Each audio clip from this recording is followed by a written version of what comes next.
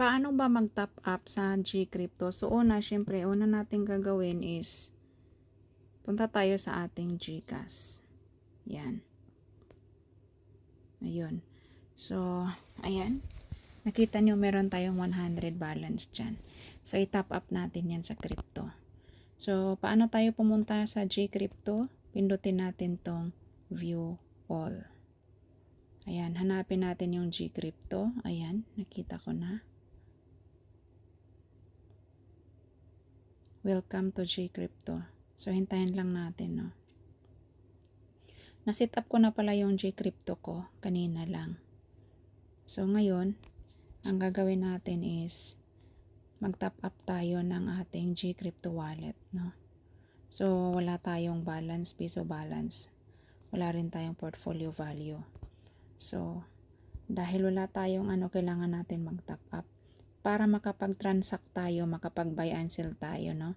Like from FCC to Polygon, and then Polygon to GCash, Polygon.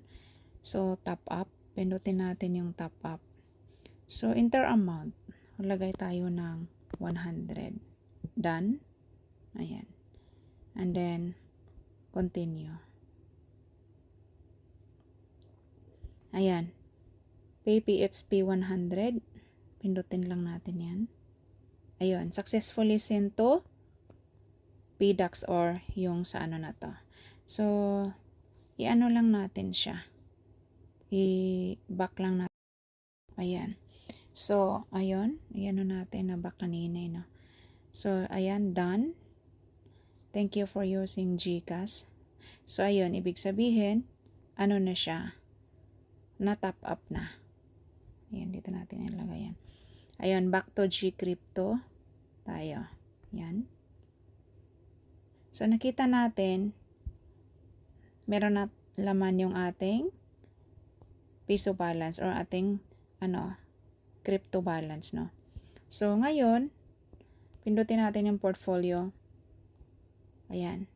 Let's go. So, type lang natin dito yung Polygon. Ayan. Kasi usually, no, magpapalit tayo ng FCC crypto to GCash. So, kailangan active yung ating, Polygon sa GCash. At kailangan, syempre, anuhin natin yung GCash natin. Fill up natin yung GCash crypto natin. So, ayan na. Pwede tayo dito mag-buy and sell, no? So, ganun lang kadali. Mag-top up ng ating So, balikan natin yung e-wallet kung may laman pa ba. Kasi ginamit na natin or tinap up na natin sa GCash. So, wala na. So, tingnan natin yung transaction. Ayun. Nandoon na sa PDAX sa ating GCrypto. Ayun lang. Ganun lang, kadali, no, mga coaches.